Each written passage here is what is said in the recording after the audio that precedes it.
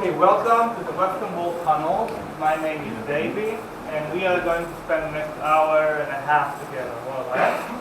Right now, we are all standing in front of the topographic model. Can everyone see this? This is a topographic model of what began to be known later on as Jerusalem, meaning these are the hills and the valleys of the place before the city was built. And that takes us back almost 6,000 years ago, to the time of creation, and to the first verse of the Bible. It says, in the beginning, God created the heaven and the earth. Now the Jews believed that the first thing God created of the earth was a special stone they called Even Hashtiah, the foundation stone. Okay, so the foundation stone, the beginning of the creation of the earth is right here, on top of this mountain you see here at the center. And also the mountain itself is very holy. It's called Har HaMoriah, Mount Moriah. Okay? Also we are told in the sixth day of creation, God takes some earth, and with it God creates the first man, Adam. That earth was also taken right from here, from the top of Mount Moriah. So that's not only the beginning of the earth, it's also the beginning of human time right here. And lastly, this place is known by the name of Sha'ar HaShamayim, the gateway to the heavens, because the Jews believe that all the prayers across the earth, they all concentrate to this point, and only from here they go up to God, to the sky. And for these three reasons, this place is considered the holiest place on earth for the Jews. And that's why King David decided 3,000 years ago to establish the city of Jerusalem right next to it. And of course for his son King Solomon to build the first temple right here on top of Mount Moriah. Now the temple inside had three chambers. The innermost room was called Kodesh HaKodashim, the holiest of holies. The reason why that room was so sacred was due to its floor, because the floor of the Holy of Holies was the foundation stone itself. Now on the foundation stone, in the center of the Holy of Holies, the Jews placed the Ark of the Covenant, a golden box which contained the tablets, and it had a lid on top. On it were two chariots, two angels, a boy and a girl facing each other. There were wings as well. And the Jews believed that God speaks from the space right in between the faces. Now 400 years we had the Solomon's temple, but it gets destroyed and the Jews are exiled. About 70 years afterwards they come back, and again they establish right here on the same place a second temple. And again, in it, three chambers. But this time there were two differences.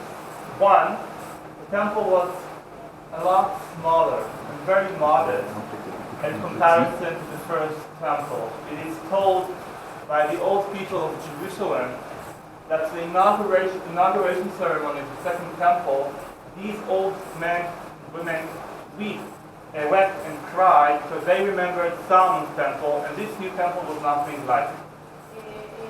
The second difference was that although there were three chambers and the Holy of Holies inside at the innermost room, throughout the second temple period, 500 years, it was empty because the Ark of the Covenant was lost and they didn't find it. So they kept the Holy of Holies empty. And we're going to speak about it more in the study.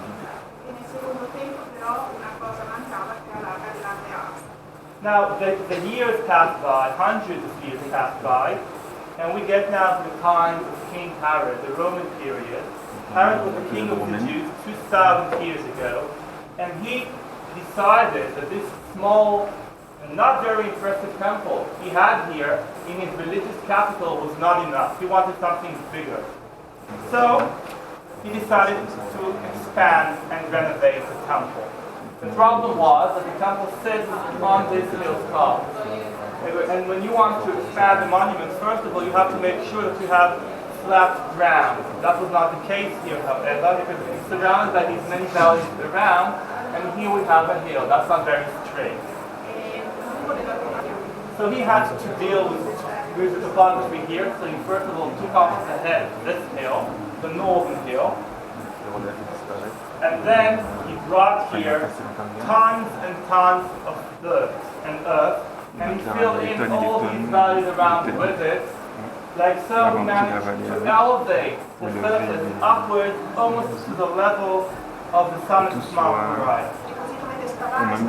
Finally, that's what we get. Down. Okay? He had to build all this as foundation for the temple that came here with gold and marble he brings from the distance. And eventually that's what we got here. That's Herod's temple.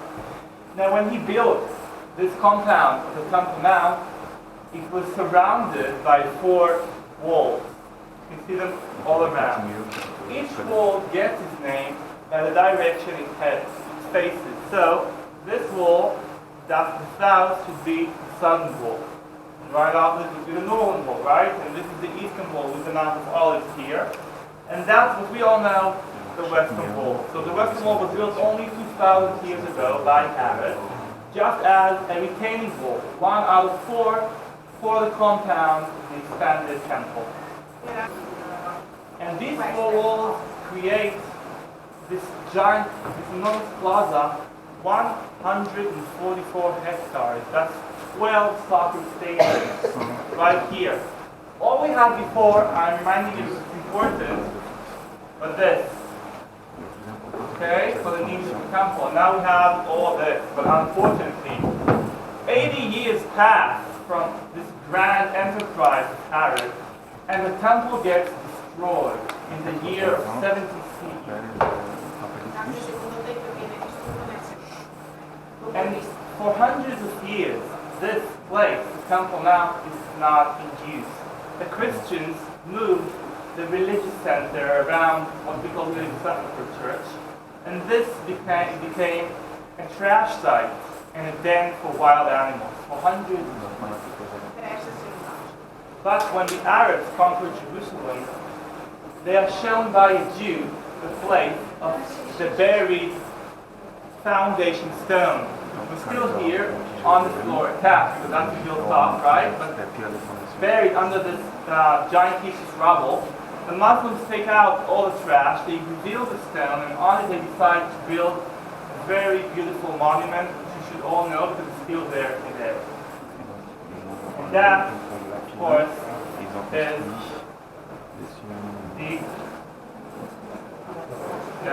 the Dome of the Rock.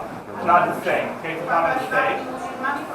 And now you'll never make this mistake twice, because you now understand why it's called the Dome of the Rock. Because right under this golden dome, on the floor, there is a rock. And the rock is the foundation stone.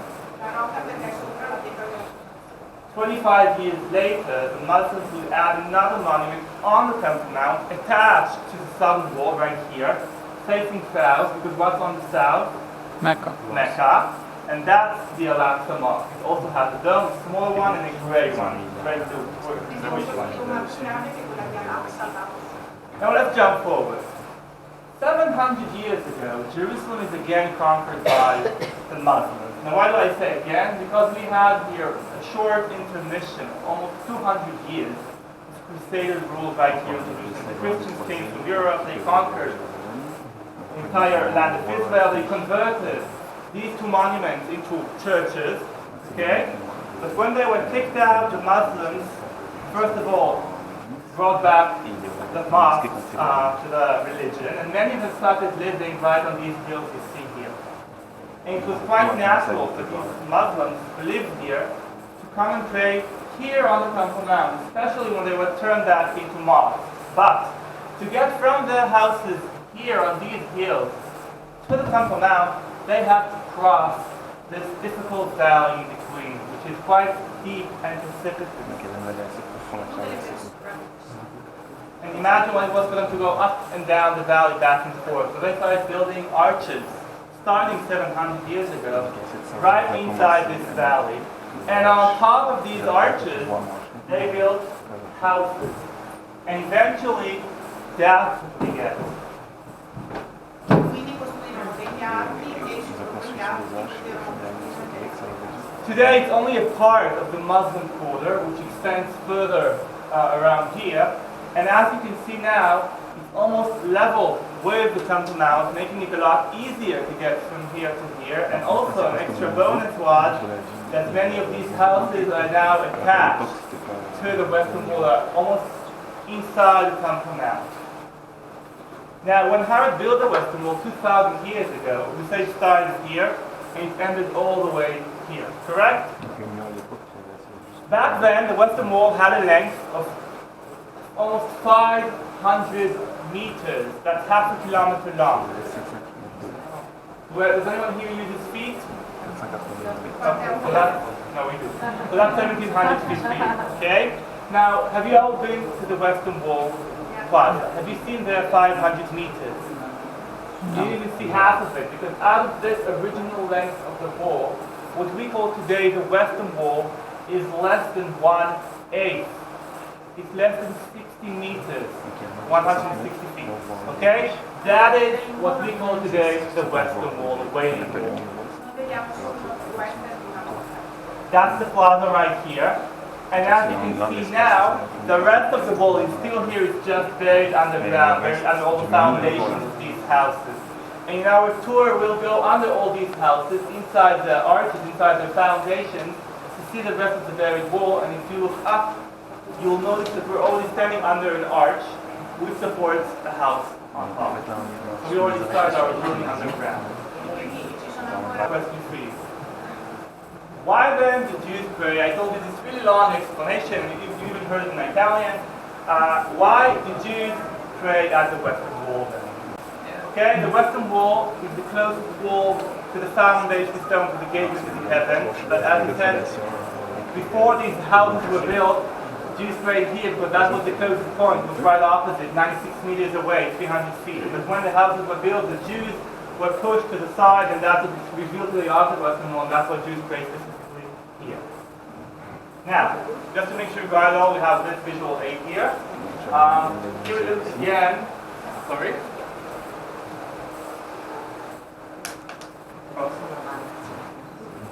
Okay, so here we get taking again a look at the second temple, the Tyrus temple, which is surrounded by these four walls all around. Now that's the Western Wall, starting here and ending here, again 500 meters. Let's have a look around.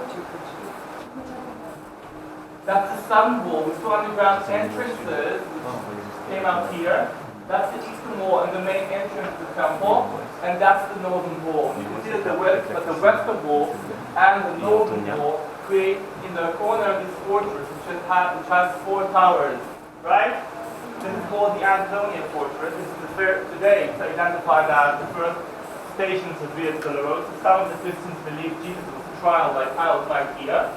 But when Herod built it, it was the weakest point of the Temple Mount. So the three outsides are naturally protected by these valleys around. The northern side is connected to a plain, and that's why we built it here. And traditionally, the temple was always conquered from the north, and that's why we have the phrase in Hebrew which says that bad things always happen from the north. The Jews, the plaza is somewhere around here today, that's the 1A. What I can tell you is that the original height of the Western Wall was 30 meters. Okay, 100 feet, that's a 10-story building. We do not have that outside today, because the Romans, when they destroyed the temple, they also toppled down the two upper thirds of the Western Wall, they threw down the stones to the street, which is right under. Let's see it happening. Okay, look what happens to the Western Wall. Okay, it shrinks, vanishes, and we have giant trouble with stones all around. The temple is gone. And also the other walls are damaged.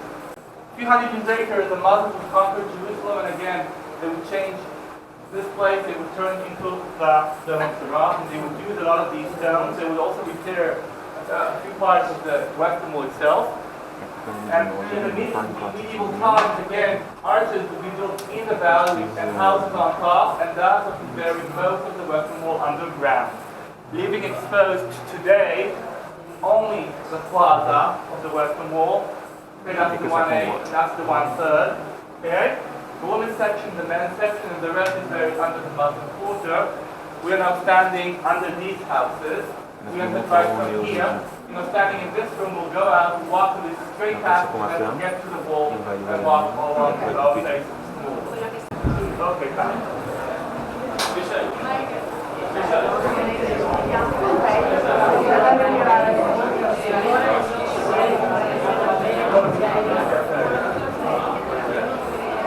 Maybe continue to the tanks. This is Anderson.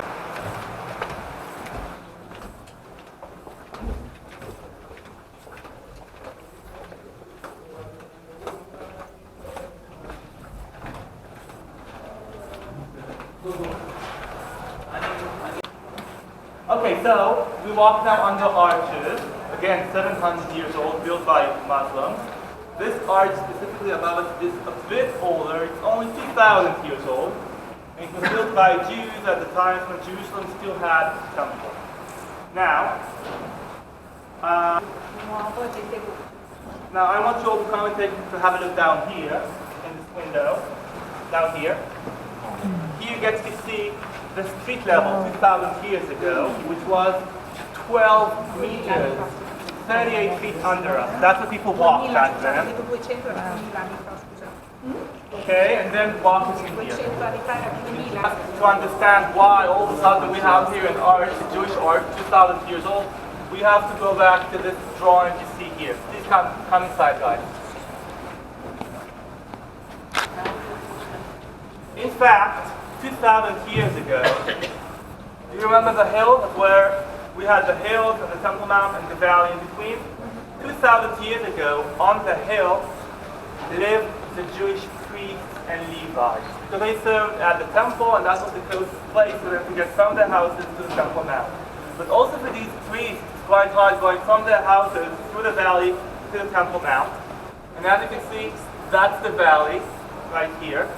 Temple Mount, which is of course right behind the Western Wall, and the priests live right here on these hills. Is it clear?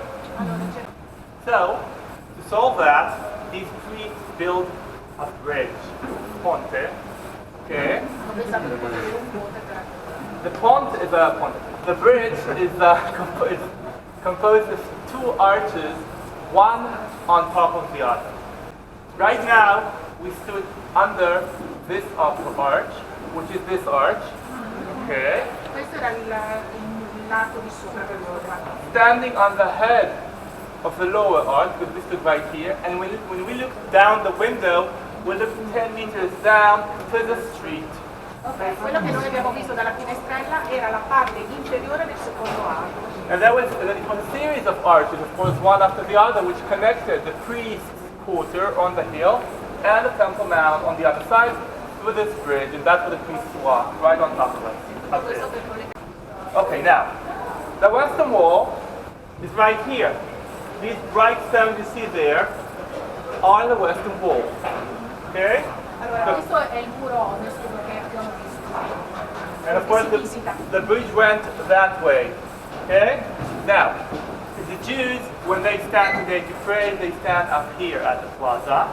But back then, 2,000 years ago, when the Jews stood next to the wall, was down here, 10 meters underground. And that's why the Israeli government has allocated 85 million shekels to dig an underground floor under the modern plaza, so there would be two floors in the future to pray at the Western Wall, more space for more people. Okay, come from here. Turn around. Sorry. No, perché di là arriviamo al muro che va arriva al confine. Dalla parte vedete dove si ferma.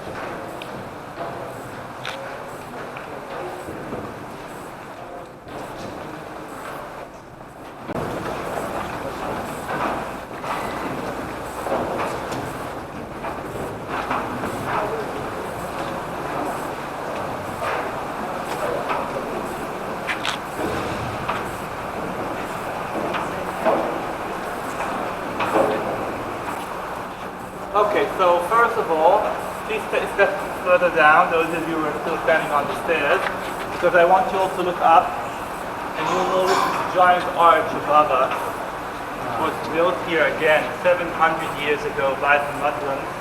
It's one arch out of four, because we have one more just right opposite, right? And we have two more on the side. We entered from one of these are side arches, and that's the negative. That's how the building above us looks like. Okay, are you with me? And we have specifically here over us a madrasa, a religious Muslim theological college. Ma sopra c'è il degli studi musulmani. Questi sono 4 archi, è un arco enorme formato da 4 archi di 7.000 anni fa quando c'erano i musulmani. Now there's a reason why we have four, because there are four different of schools in Muslim law, but leave that aside. Ever since these arches were built 700 years ago, these underground spaces started to get filled with dust and sewage and debris till just clogged. So if we all came here 50 years ago, we couldn't walk here. It was all packed with dirt to the ceiling. Now, only after the Six-Day War in 1967, after this part of Jerusalem was liberated by the Israeli army, the archaeologists started to conduct here a dig. Of course, the first task was to remove tons of fill locked in between those arches, and once they exposed the spaces, they revealed the Western Wall. It was under the Jerusalem Wall. You're requested not to sit on it. Thank you. You too. Thank you. Now, how do you recognize stones coming from the Western Wall? Fate riconoscere le pietre che vengono dal muro del Let's look at this stone here. First of all, each stone has an exact shape of a rectangle. Can everyone see this? They even create a 90-degree angle at each corner. Now, when they placed one stone next to the other, there is no space in between. They fit perfectly. And this was done by hand, with a chisel and a hammer. And imagine, you now see only a small segment, but this was a 30-meter high wall and almost half a kilometer long of the wall. Now this is so precise that you cannot even shove here a knife. And only after these stones were laid in place came the stonemasons, and they chopped off, they broke off the edges of each stone all around to create this inner frame. Okay? Each stone of the Western Wall looks like this, okay, all along, and of course the 3 other walls look the same as well. Tutti i muri, tutte le pietre del muro del fianco sono costruite così e anche tutte quelle attorno. But this was boring, because this was expected to be found here by the archaeologists. We know the shape from outside, so what's the big surprise? Well, the big discovery was the revelation of this gigantic stone you see up here. Now, can you help me, sir? No. Ma'am? Ma'am. Can you help me? Can you show us where it begins? He's not listening at all. Thank you. Sorry. So the stone begins there. Wow. And here. Wow. Okay, thank you very much. It's one piece, one unit, okay, on the stone, longer than a bus. It's 14 meters long, that's 37 feet. It begins here. It used to have a height of more than 3 meters, that's 11 feet. And also you should imagine it goes down, it goes inside the mountain 5 more meters, 17 feet, okay? Questa è una pietra unica, la cosa Now, what's even more amazing about this stone, besides the fact that this is the biggest stone of the entire ancient world right here, is its location. Because the street level was not where we're now standing. It was 10 meters going down. Do you remember the window? So they had to bring the stone all the way from down there up here without using electricity or electronic crane. And also without breaking it, and they managed to place it so exactly that from one end to the other it forms a straight line. Question? c'era elettricità. Yes. How did they do it? Okay, the hole. How did they do it? We're going to speak about it inside, I promise, not here. How did they do the holes? Well, when the Romans destroyed the temple and they conquered the place, they built an extra wall next to the western wall because they wanted to use this place as a swimming pool. So they had to deface the wall by creating these holes, and into them they shoved these projections. Half of it was inside the wall, the other half was inside this extra wall, and that's what held them together. Okay? Basically all along.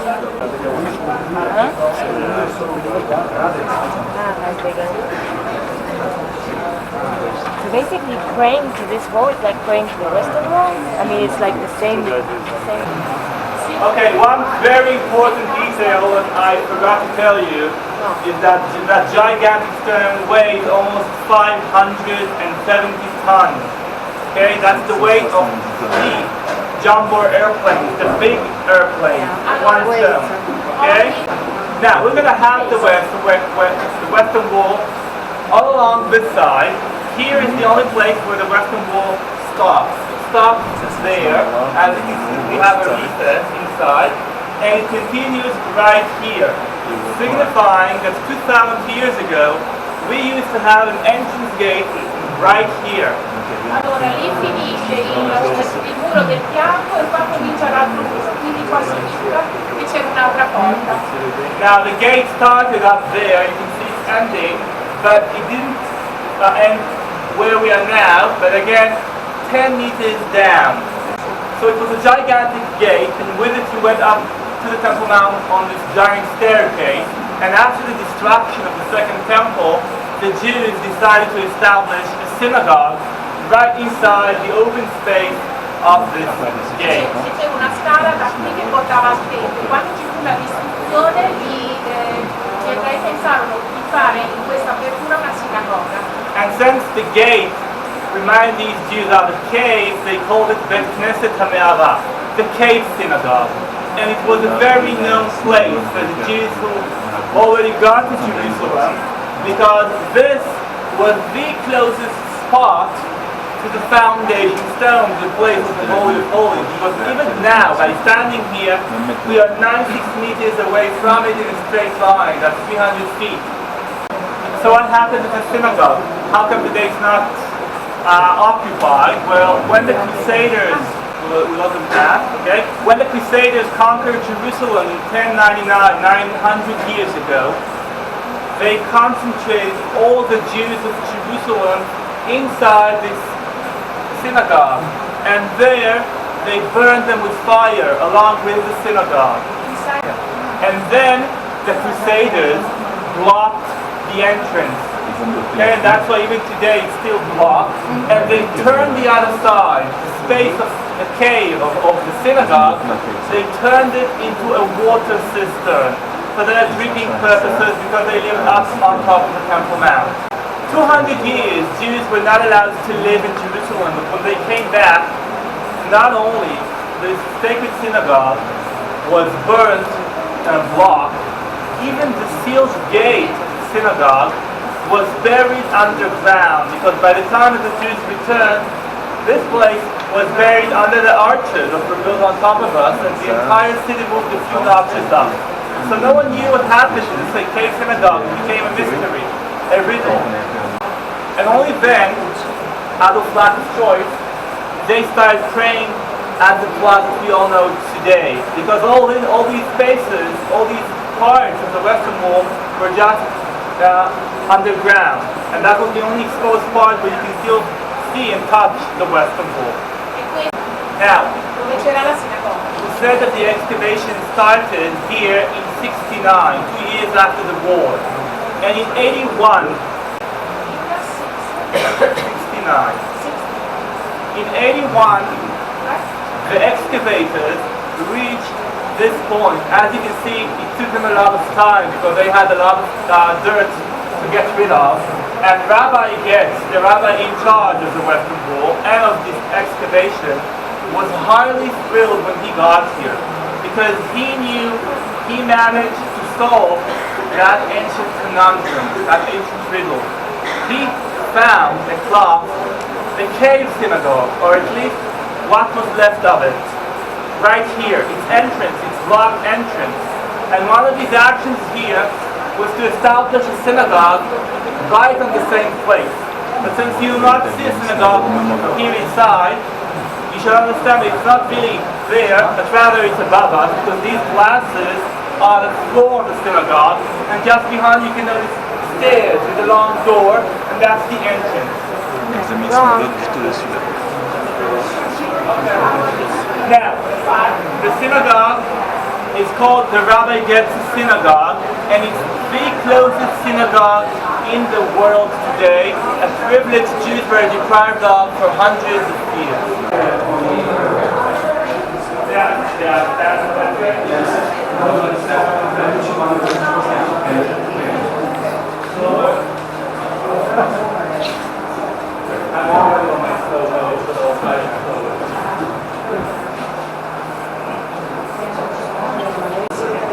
Okay guys, so we now passed a niche just behind.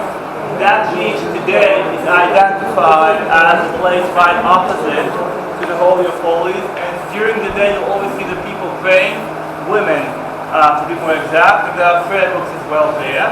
And just behind me, right here, we have reached the entrance of the Western Wall Tunnel, and that's why you came here. You probably forgot at this stage, but that's where the tunnel truly begins. It's a tunnel because here we didn't have arches, okay? The houses are now a lot closer, so they had to drill their way inside the foundation, and that's why it's fortified by these steel beams and the concrete on the other side. You'll see it all along that block inside. Now, I have to warn you, we're going to go under two transparent windows under our feet. Okay, so don't be alarmed, they're safe and they're sound and they're thick. It's never came before. The first window will show us what happened to the stones that used to be above. Do you remember I told you that the Western Wall used to have a height of 30 meters and that the 20 upper meters were thrown down. And they threw so many stones that they started accumulating to a pile of 10 meters. Next to the wall there was a pile of broken Western Wall stones, used to be above, and it was thrown down. And in the first window, you'll see the top of that pile. You will recognize the stones and the beautiful shape, but they will be broken. Okay? And imagine it goes just like that, 10 more meters to hit the street level. Second window inside the tunnel will show us again the true beginning of the Western Wall, where people truly walked 2,000 years ago. Street level. Any questions?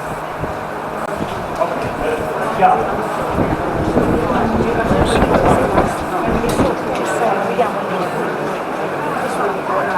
Sai che il giorno dove distrutto e ne è rimasto soltanto un pezzo.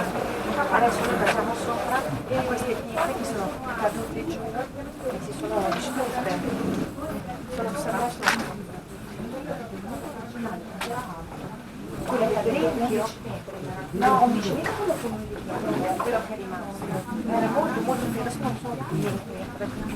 Quello che noi vediamo originale, è più alto adesso.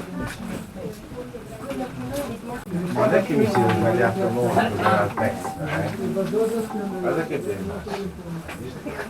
Tutti belli. Lei guarda.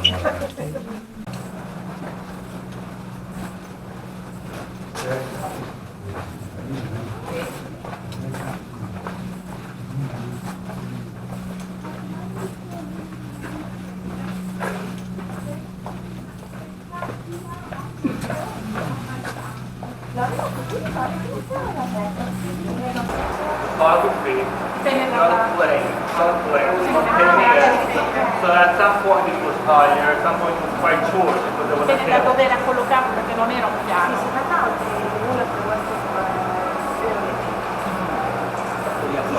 the Western Wall, an arch along the Western Wall. 15 metri sono originali, sopra no, e sotto sarebbero originali che sono quelli che vediamo noi qua sotto. Yes, but right behind, Quelli che vediamo noi. when the Muslims conquered Jerusalem, they found here giant piles of the smashed stones that used to be up above, right? As you saw in the first window. And they used a lot of these beautiful stones, which were still usable, first of all, to build just not far away from here, 7 palaces from the temple's stones. Before that, when the Byzantines were here, the Christians, the Roman Christians, they also used a lot of the stones of the temple to build a very, very magnificent and big church, the new St. Mary Church, from the stones of the temple as well. So imagine how many stones were there.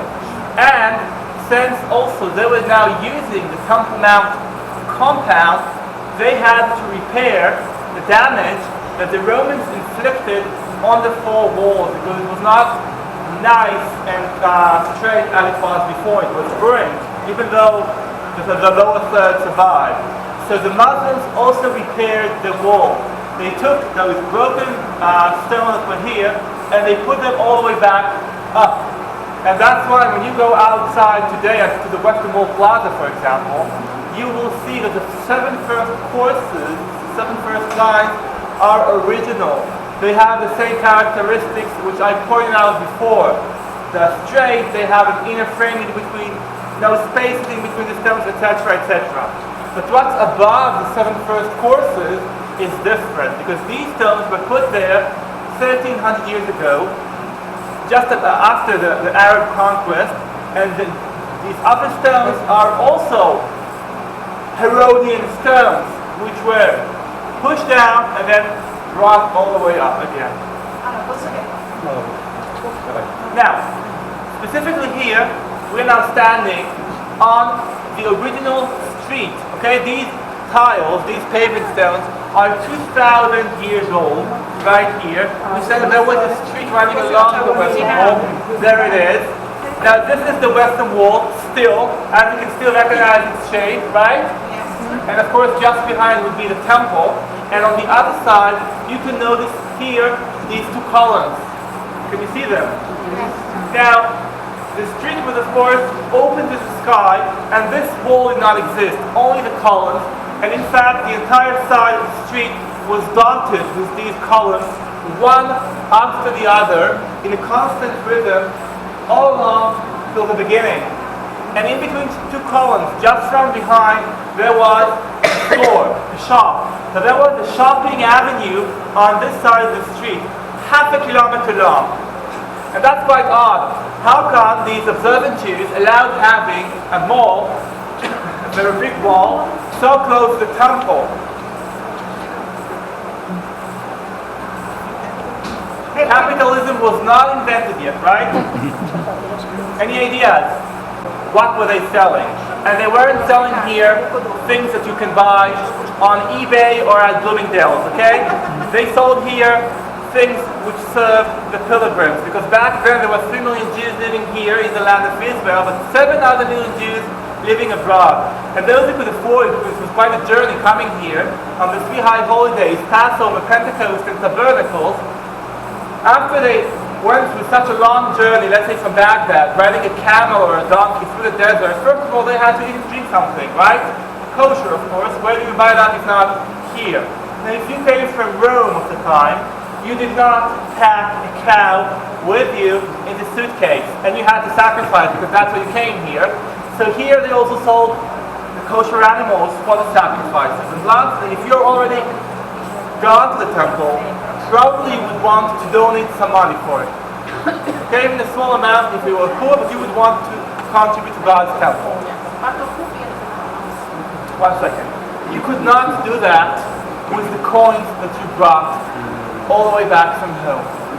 Foreign coins could not enter God's temple. And here you exchange the coin. But why? It wasn't a matter of consensus, like you come here, so you exchange your money to shekels, because that's what we use here in Israel.